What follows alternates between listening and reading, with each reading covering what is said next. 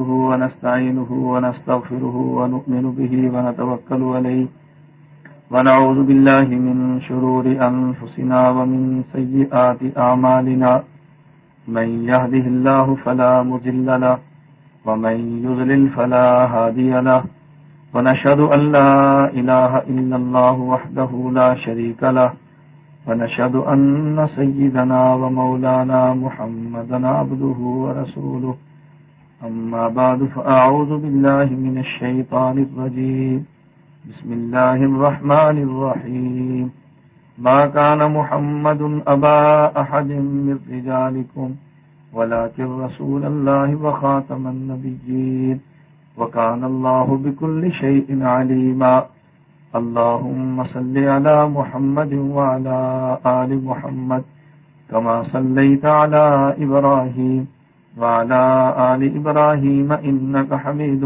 مجيد اللهم بارك على محمد وعلى آل محمد كما باركت على إبراهيم وعلى آل إبراهيم إنك حميد مجيد. میرے محترم بزرگوں اور نوجوان دوستوں اور بھائیوں، سیرت النبی صلی اللہ علیہ وسلم کے حوالہ سے میں نے ایک آیت کریمہ آپ حضرات کے سامنے تلاوت کی ہے.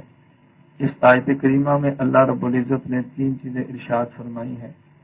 نمبر 1 ہمارے نبی کریم صلی اللہ علیہ وسلم کا نام، نمبر 2 ہمارے نبی کریم صلی اللہ علیہ وسلم کا کام، نمبر 3 ہمارے نبی کریم صلی اللہ علیہ وسلم کا مقام. یہ 3 باتیں اللہ رب العزت نے اس آیت میں ارشاد فرمائی ہیں. جہاں تک ہمارے حضرت پاک صلی اللہ علیہ وسلم کے نام کا تعلق ہے تو وہ نام ہے نام نامی محمد صلی اللہ علیہ وسلم، اور جہاں تک ہمارے حضرت پاک صلی اللہ علیہ وسلم کے کام کا تعلق ہے وہ ہے رسالت، اور جہاں تک مقام کا تعلق ہے وہ ہے ختم نبوت. اب یوں سمجھیے کہ حضور اکرم صلی اللہ علیہ وسلم کا نام محمد، کام رسول، اور حضرت صلی اللہ علیہ وسلم کا مقام خاتم النبیین. جو اللہ نے ہمارے پیغمبر صلی اللہ علیہ وسلم کو نام دیا، اس سے قبل کسی نبی کو یہ نام بھی نہ دیا گیا. اور جو حضور اکرم صلی اللہ علیہ وسلم کا کام دیا، اگرچہ پہلے انبیاء نے کام رسالت اور نبوت کا کیا، لیکن جس سطح نبوت اور سطح رسالت سے حضور کو فائز کیا گیا، یہ مقام کسی اور کو نہ دیا. یہی وجہ کہ پہلے انبیاء علیہ السلام کے نام کے ساتھ جو اللہ نے لقب استعمال فرمایا وہ اور تھا، اور ہمارے حضرت صلی اللہ علیہ وسلم کے ساتھ جو لقب عطا فرمایا وہ اور ہے. حضرت آدم علیہ السلام کا آدم کے ساتھ جو لقب تھا صفی اللہ، حضرت نوح علیہ السلام کے ساتھ تھا وہ حضرت نوح علیہ السلام کے ساتھ رب نے جو لقب دیا نجی اللہ، اور حضرت موسیٰ کے ساتھ کلیم اللہ، حضرت ابراہیم کے ساتھ خلیل اللہ، حضرت عیسیٰ کے ساتھ روح اللہ. تو حضرت رسول اکرم صلی اللہ علیہ وسلم کے ساتھ اللہ نے لقب رکھا رسول اللہ کا. رسالت کا جو مقام اور مرتبہ حضور کو دیا، یہ پہلے انبیاء علیہ السلام کو عطا نہیں فرمایا، اس لیے کام کے حوالے سے حضور کا یہ تذکرہ فرمایا تو رسول اللہ فرمایا. اور نبی کریم صلی اللہ علیہ وسلم کا جو مقام دیا اس کو اللہ نے خاتم النبیین سے ارشاد فرما دیا. تو جو حضرت کا نام ہے یہ کسی اور کو نہ ملا، اور جس سطح کا حضرت نے کام کیا یہ کسی اور کو نہ ملا، اور جو اللہ نے مقام دیا وہ کسی اور کو نہیں ملا. تو ہمارے سامنے 3 چیزیں ہیں کہ ہم 3 چیزوں کو مانیں.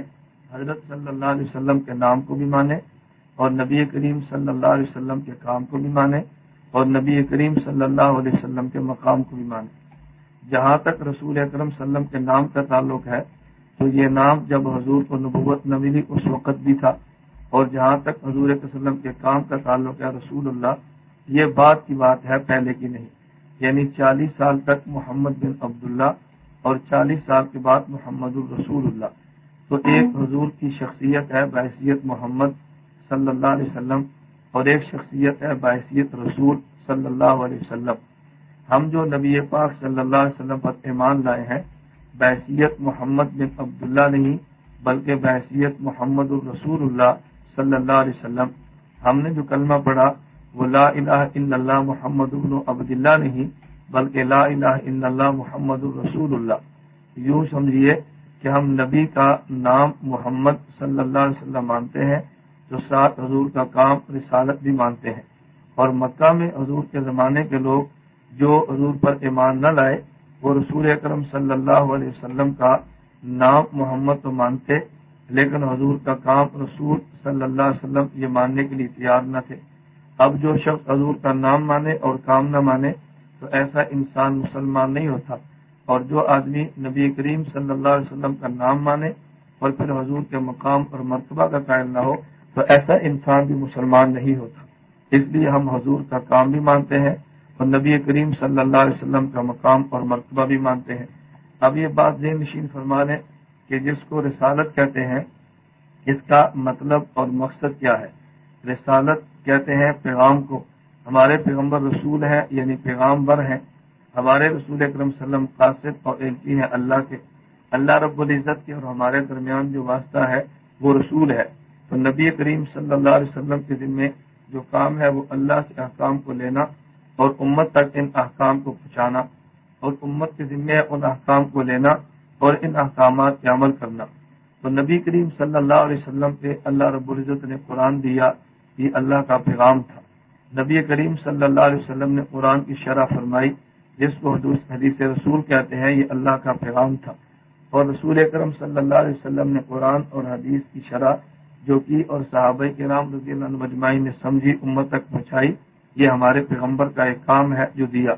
اور اسی طرح ائمہ مجتہدین نے قرآن کریم کی آیات کی جو تشریح کی، رسالت مآب صلی اللہ علیہ وسلم کے مبارک ارشادات کی تشریح فرمائی، یہ اسی کام کا حصہ ہے جو اللہ نے اپنے پیغمبر کو عطا فرمایا تھا۔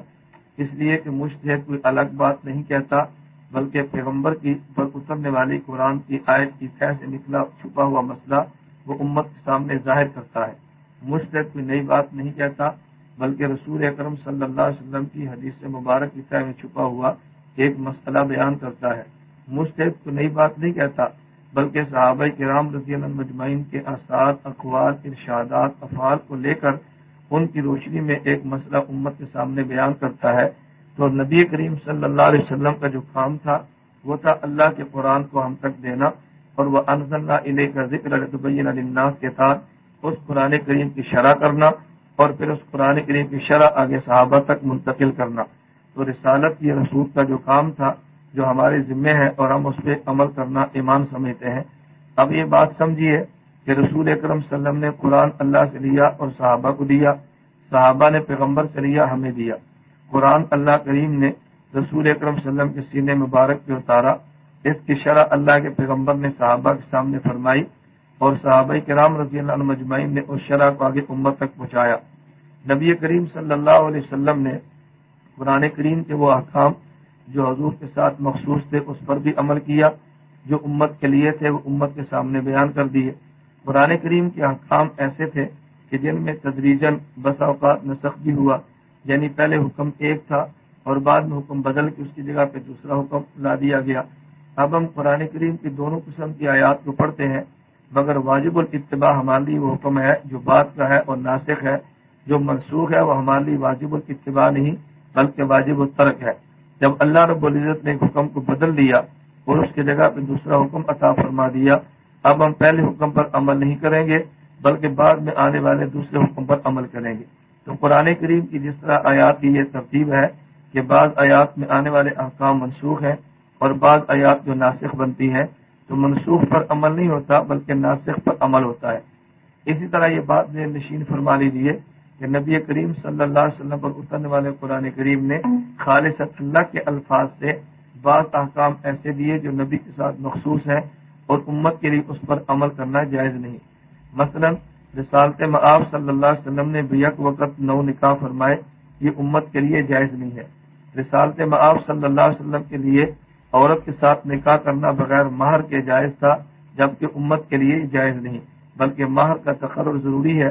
اگر مہر مقرر نہ کرے تو خود مہر مثلی یہ واجب ہوگا۔ اب میں یہ بات عرض کرنا چاہتا ہوں کہ رسول اکرم صلی اللہ علیہ وسلم کے وہ احکام جو نازل ہوئے اور حضور کے ساتھ مخصوص تھے، امت کے لیے ان پر عمل کرنا ٹھیک نہیں، لہذا امت اس پر عمل کرے گی نہیں چونکہ امت کے لیے جائز نہیں۔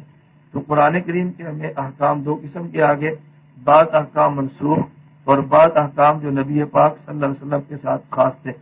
تیسری بات یہ بھی ذہن نشین فرما لیجیے رسالت و آپ صلی اللہ علیہ وسلم کی زندگی، حضور کی سیرت، حضور کے اقوال، اعمال، ارشادات کو پڑھنے سے اندازہ ہوتا ہے اور یہ بات بخوبی کھل کر سامنے آتی ہے کہ رسول اکرم صلی اللہ علیہ وسلم کی زندگی میں اعمال دو قسم کے آئے ہیں۔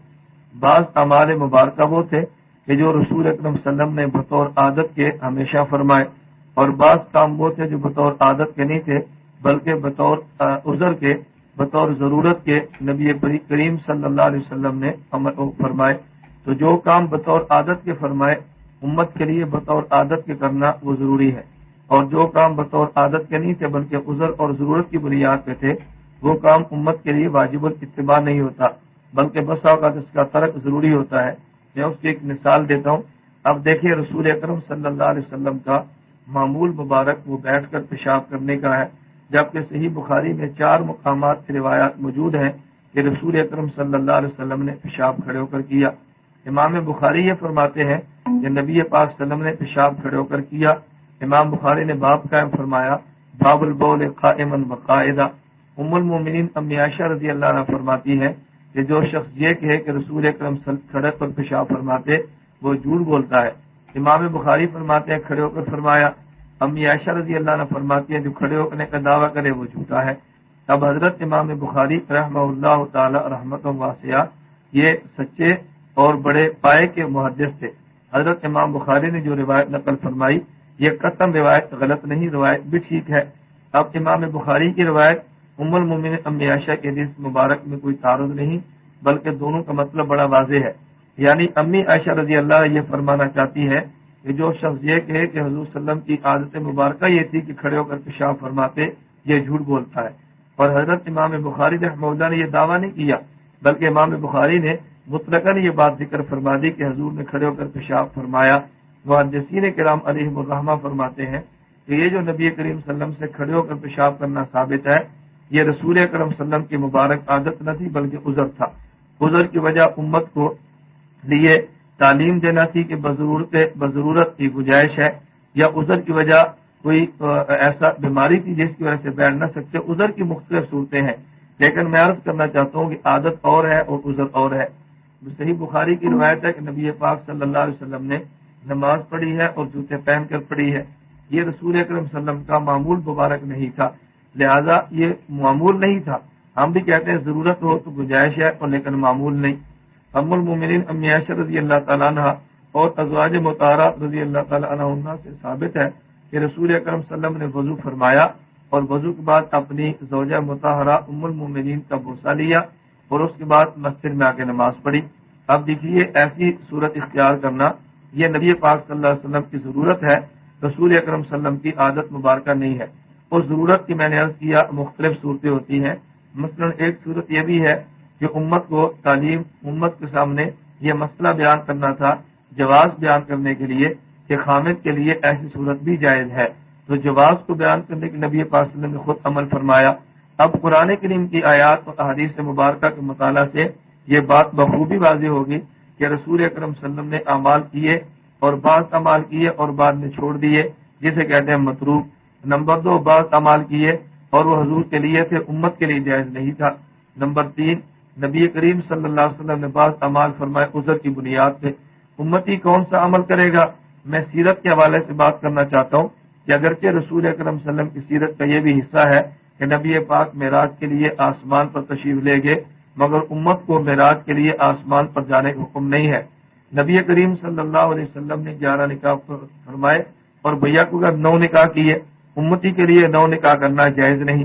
پیغمبر کی سیرت کے یہ پہلو ایسے ہیں کہ جن پہلو کو بیان کرنا تو ٹھیک ہے، اس کو کتب احادیث میں نقل کرنا بھی ضروری ہے اور ان پر ایمان لانا بھی ضروری ہے اور ان کو پڑھنے پر امت اجر اور ثواب بھی ملے گا، لیکن ان پر عمل کرنا امت کے لیے جائز نہیں۔ میں اب یہ بات عرض کرنا ہوں کہ حضور کی سیرت کی دو چیزیں سیرت کے پہلو آئے۔ ایک پہلو یہ کہ پیغمبر نے کون کون سے کام فرمائے، پیغمبر سے کون سے افعال صادر ہوئے، یہ سیرت کا پہلو لکھنا، یہ سیرت کا پہلو پڑھنا، یہ سیرت کا پہلو کتاب محفوظ کرنا، یہ باعث اجر و ثواب ہے اور ہمارے ایمان کا حصہ ہے۔ نمبر 2 امت کو سیرت کے کس پہلو پر عمل کرنے کا حکم ہے یہ بات الگ ہے۔ تو میں کہتا ہوں نبی کریم صلی اللہ علیہ وسلم کی سیرت مبارکہ کو مطالعہ کرنے سے بات بخوبی واضح ہوتی ہے کہ رسول اکرم صلی اللہ علیہ وسلم عمال کیے اور چھوڑ دیے، یہ امت کے لیے کرنے کا حکم نہیں۔ نمبر 2، جیسے نبی پاک صلی اللہ علیہ وسلم نے بیت المقدس طرف منہ کر کے نماز پڑھی 16 یا 17 ماہ، لیکن بعد میں حکم بدل گیا۔ اب اگر کوئی شخص بیت المقدس کی طرف منہ کر کے نماز پڑھے گا، ہم اس نماز کو غلط کہیں گے۔ کیوں؟ وہ دلیل میں کہہ دے کہ اللہ کے نبی نے پڑھی ہے، ہم کہتے ہیں نبی پاک نے پڑھی ہے، لیکن بعد میں اللہ کے نبی نے بیت اللہ کی طرف منہ کر کے نماز پڑھی، پہلا حکم بدل گیا، اب حکم دوسرا آ گیا، تو ثابت ہوا کہ جو حکم پہلے کیا اور بعد میں چھوڑ دیا، یہ حکم واجب الاتباع نہیں ہوتا بلکہ کبھی لازم الترک ہوتا ہے۔ تو سیرت کے مطالعہ سے معلوم ہوا کہ بعض احکام پہ عمل کیا اور بعد میں چھوڑ دیا، لہذا ایسے متروک عمل پر عمل کرنے کو سنت پر عمل کرنا نہیں کہا جائے گا۔ نمبر 2، رسول اکرم صلی اللہ علیہ وسلم نے کام فرمایا وہ نبی کے لیے جائز تھا، امت کے لیے جائز نہیں تھا، نبی کے ساتھ خاص تھا، جیسے بھیا کو وقت نو نکاح کرنا، یہ امت کے لیے جائز نہیں۔ نمبر 3، رسول اللہ صلی اللہ علیہ وسلم نے کام فرمایا وہ عادت نہیں بلکہ حضور کی ضرورت اور عذر تھا، جیسے کھڑے ہو کر پیشاب کرنا۔ اب یہ امت کے لیے ضرورت ہو تو گنجائش ہے، ضرورت نہ ہو تو عادت اپنانا قطعاً ٹھیک نہیں ہے۔ اب بعض لوگ جیسے کہتے ہیں یہ روایات میں آتا ہے حضرت جابر رضی اللہ تعالیٰ نے ننگے سر نماز پڑھی، اب نہ یہ صحابہ کی عادت نہ نبی کی عادت، اگر عذر کے طور پہ پڑھی ہے مگر کوئی آدمی اس کو ضروری سمجھتا ہے، اس کو یہ بتانے کے لیے ضروری ہے اس کے بغیر نماز ہوتی ہے، اس کا مسئلہ بالکل اور ہے۔ تو میں کہتا ہوں کہ اب پیغمبر کا جو مشن ہے وہ سنت ہے، پیغمبر کا جو کام ہے وہ سنت ہے۔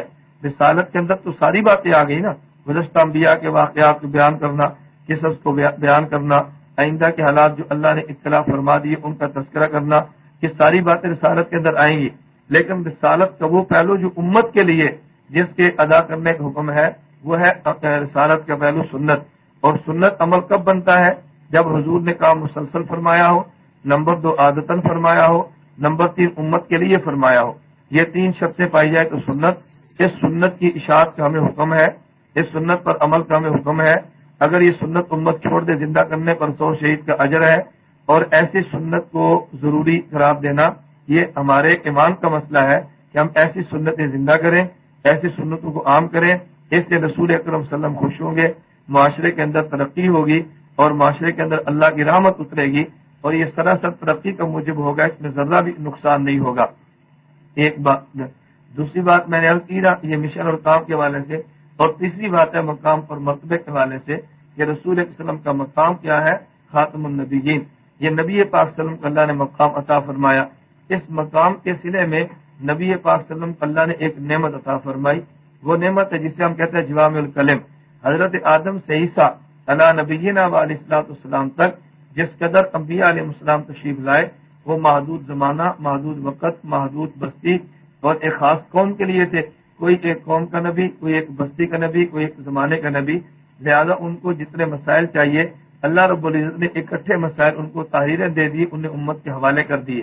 لیکن ہمارے پیغمبر کی امت قیامت تک، مسائل بھی قیامت تک کے لیے، اللہ قیامت تک آنے والے سارے مسئلے اکٹھے لے کر عطا فرماتے۔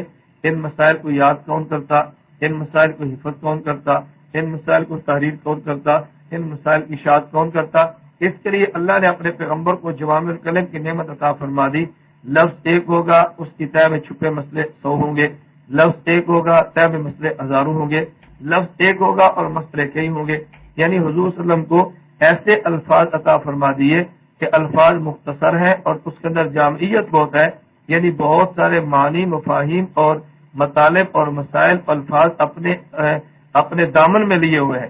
یہ ہمارے پیغمبر کو اللہ نے نعمت عطا فرمائی۔ لیکن حضور جو جوامع الکلم اللہ نے عطا فرمائے، اللہ کے پیغمبر کے ایک لفظ کی طے میں، حضور کے ایک لفظ کے دامن میں جو چھپے ہزاروں مسائل ہیں وہ امت کیسے نکالے؟ اللہ نے ختم نبوت کے صدقے میں یہ نعمت حضور صلی اللہ علیہ وسلم کی امت کو عطا فرمائی، اس امت کو اجتہاد کی دولت عطا فرما دی، تو حضور کو اللہ نے ختم نبوت کی برکت سے جوامع الکلم کی نعمت عطا فرمائی اور امت کو اجتہاد کی دولت عطا فرما دی۔ لہذا نبی جوامع الکلم تھے، تو نبی کے اس جامع لفظ کی طے میں چھپے مسئلے یہ نکالنا مجتہد کا کام ہے۔ تو ختم نبوت کے مقام کا تقاضا یہ ہے کہ نبی کے جوامع الکلم کو مان لیا جائے اور نبی کے ختم نبوت کی برکت کے صدقے میں امت کو ملنے والے مقام اجتہاد کو مان لیا جائے۔ لیکن اس مقام اجتہاد سے ہر آدمی فائز نہیں ہوتا، بلکہ مقام اجتہاد سے فائز ہونے والے کم ہوں گے اور ان مجتہدین کی بات پر عمل کرنے والے ہزاروں، لاکھوں اور کروڑوں ہوں گے۔ اور یہ حدیث معاذ رضی اللہ عنہ سے بالکل واضح ہے کہ حضرت معاذ نبی سے جس طرح نبی پاک نے فرمایا کہ معاذ جب لوگ تم سے مسئلہ پوچھیں گے تو تم کیسے بتاؤ گے؟ حضرت معاذ نے کہا جی کتاب اللہ. فرمایا کتاب اللہ میں نہ ملے سنت رسول اللہ. حضور نے فرمایا سنت میں نہ ملے. اج تہذب رائی ولا آلو، اللہ کے نبی میں اجتہاد کروں گا. اب دیکھو حضرت معاذ اجتہاد کریں گے کہاں سے؟ قرآن سے. معاذ اجتہاد کریں گے کہاں سے؟ پیغمبر کی سنت سے. حضرت معاذ تو اجتہاد کریں گے اور باقی لوگ جو اجتہاد کے مقام پر فائز نہیں حضرت معاذ کے اجتہاد پر عمل کریں گے. تو جس طرح پیغمبر کے ارشادات قرآن کریم کی آیات سے اجتہاد کرنے والا معاذ رضی اللہ تعالیٰ عنہ یہ جنتی ہدایت یافتہ ہے، ان کے اجتہاد سے عمل کرنے والا دوسرا انسان جو غیر مجتہد ہے وہ بھی جنتی ناجی اور ہدایت یافتہ ہے.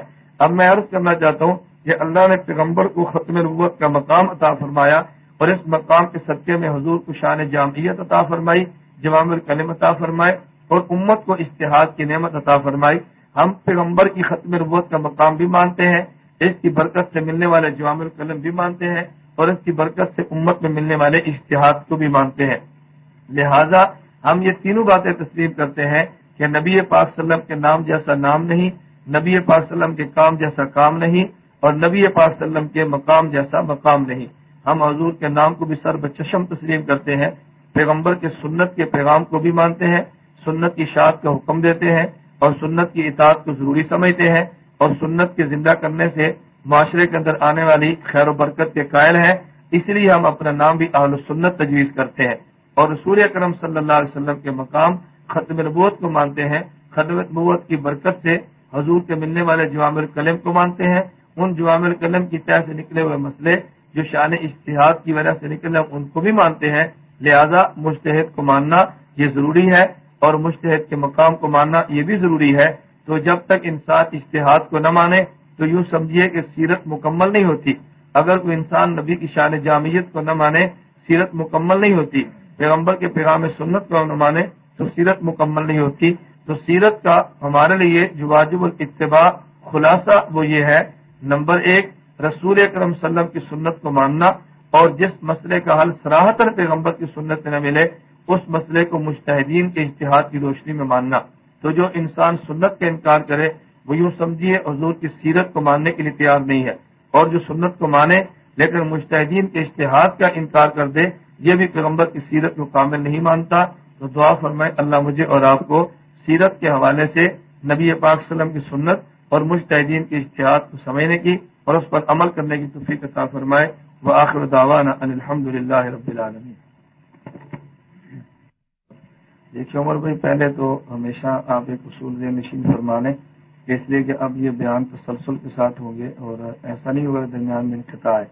جس شخص کا بھی بیان ہوگا بیان سے ایک دو قبل اطلاع کر دی جائے گی اور ہفتے میں جو بیان ہوگی وہ باضابطہ انشاءاللہ بڑے پابندی کے ساتھ ہوں گے.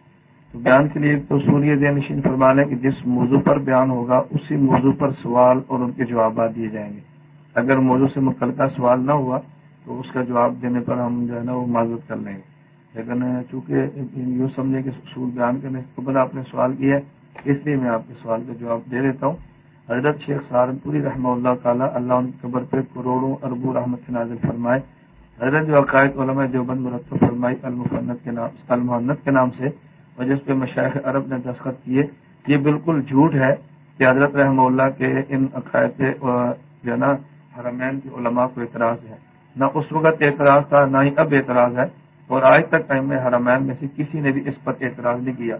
بلکہ عجیب بات یہ ہے کہ جن نے دستخط کیے تھے وہ صرف حرمین کے نہیں تھے بلکہ ممالک عربیہ کے تھے، قاہرہ کے تھے، دمشق کے تھے اور دور دراز کے علماء بڑی تعداد کے ساتھ جن نے اس پر دستخط کیے تھے. تو یہ جھوٹ ہے کہ ان پر جو ہے نا ان حضرات کے اعتراض تھا. کوئی اعتراض کسی نے نہیں کیا.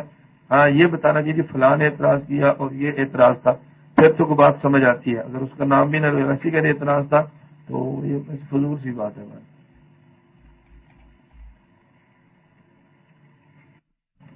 میں نے آپ سے پہلے بھی گزارش کی تھی، شاید آپ لوگ بھول جاتے ہیں. میں نے پہلے بھی کہا تھا کہ جس حوالے سے بیان ہو اسی کے متعلقہ سوالات فرمایا کریں. میں نے جو سیرت کا بیان کرتے ہوئے سیرت کا خلاصہ آپ کے سامنے عرض کیا نا کتنا بہتر ہوتا ہے کہ اس پہ بیان کیا جاتا. تو اس لیے آپ اس اصول کو ذہن نشین فرما لیں. ویسے چونکہ آپ نے کر دیا میں پھر اس کا جواب دے رہا ہوں. یہ جو بریلویت نے میلاد کا طرز شروع کیا خالص بدعتی طرز ہے، اس کا شریعت میں کوئی جواز نہیں ہے. شعر پڑھنے سے ایسی باتیں ہیں کبھی بھی مسائل شعروں سے ثابت نہیں ہوا کرتے.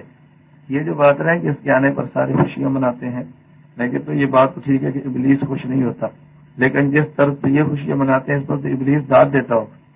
اگر ابلیس کو پتا ہوتا نا کہ حضور کے آنے سے اتنی خوشیاں کافی ہیں تو میرا خیال ہے کہ ابلیس اپنے پوری دنیا کے شترنگوں کو ساتھ لے کر خوشیاں مناتا.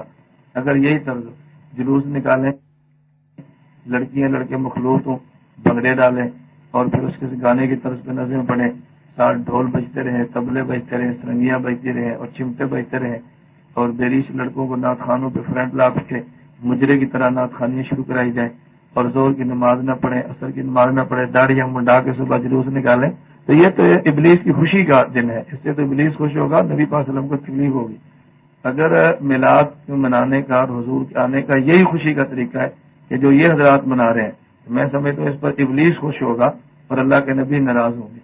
تو یہ بات یہ تو ٹھیک ہے کہ حضور کی قامت پہ ابلیس کو پریشانی ہوئی اور باقی جو حضور صلی اللہ علیہ وسلم کے عاشق ہیں ان کو خوشی ہوئی، یہ بات تو ٹھیک ہے، لیکن خوشی کا جو طرز ہے یہ طرز ابلیسانہ اور شیطانہ ہے. یہ طرز ایسا نہیں جس پر نبی کو خوشی ہو یا نبی پاک کے شاہ کو خوشی ہو. یہ طرز نہ پیغمبر سے ثابت، نہ صحابہ سے، نہ مجتہدین سے، نہ اسلاف اور اکابرین امت سے. ایسا طرز خوشی کا منانا کہ جس سے نبی کی سنت ذبح ہو جائے، یہ ابلیس اور اس کے ماننے والوں کی زیب دیتی ہے. نبی اور نبی کے عاشق اس کو قطعاً قابل قبول نہیں سمجھتے.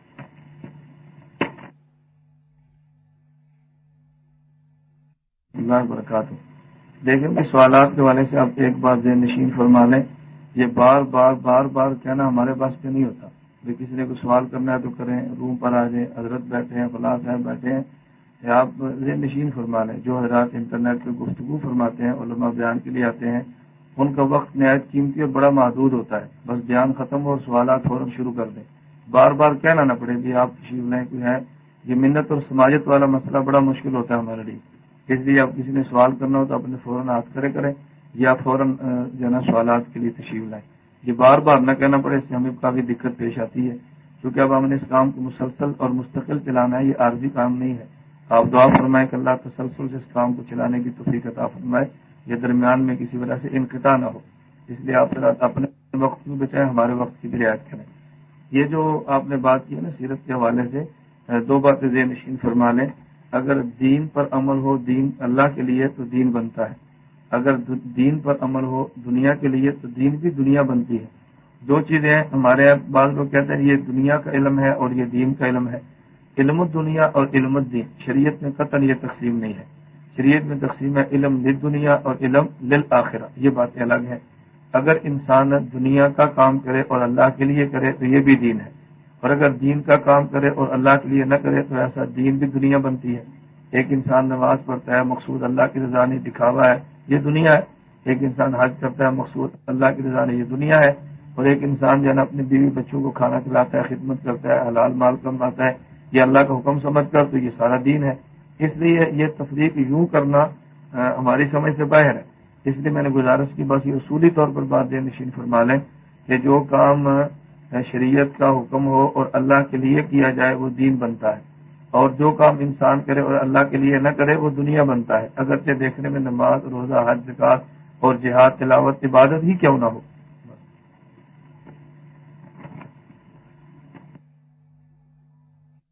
السلام علیکم ورحمۃ اللہ وبرکاتہ. دیکھیں، سیرت کے نام پہ کانفرنس کرنا یہ بدعت نہیں ہے، سیرت لوگوں کو پڑھانا یہ بدعت نہیں ہے، سیرت کے نام پہ جلسہ منعقد کر کے لوگوں کو دین سکھانا یہ بدعت نہیں ہے. ہم بریلویوں کے میلاد کو بدعت اس وجہ سے نہیں کہتے وہ سیرت کے موضوع پر تقریریں کرتے ہیں، ہم اس لیے کرتے ہیں کہ ان کا طرز ایسا ہے کہ جو آدمی ان دنوں میں میلاد نہ منائے اس کو گناہ سمجھتے ہیں، اور میلاد کے منانے کو ویسے جو ثواب سمجھتے ہیں.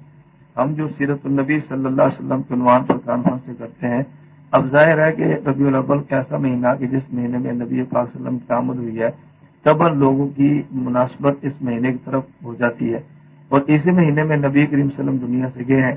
اس اعتبار سے بھی اس مہینے میں باقی ماہ کی نسبت زیادہ رجحان طبعاً قلوب کا حضور اکرم صلی اللہ علیہ وسلم کی طرف ہوتا ہے. تو اس ماہ مبارک میں سیرت کے عنوان پہ جلسے کرنا یہ بدعت نہیں ہے، وسلم کا تذکرہ کرنا یہ بدعت نہیں ہے. نبی کریم صلی اللہ علیہ وسلم کے صحابہ کا تذکرہ کرنا یہ بدعت نہیں تو عین عبادت ہے. ہم یہ کہتے ہیں کہ بدعت اس کو کہتے ہیں کہ سیرت کے عنوان پر ایسے کام کیے جائیں جن کاموں کا شریعت کے اندر کوئی جواز نہیں ہے، اور وہ کام ہم نہیں کرتے. وہ کام بریلوی کرا تو وہ بھی بدعت ہے، جو بندی کرے تو بدعت ہے، جو بھی کرے گا بدعت ہوگا. تو صرف سیرت کے نام پہ جلسے منعقد کرنا بدعت نہیں ہے، بلکہ میلاد اس طرز پر منانا کہ جیسے اس دور میں منایا جا رہا ہے یہ بدعت ہے. تو دونوں میں فرق کریں. جی مائک تین.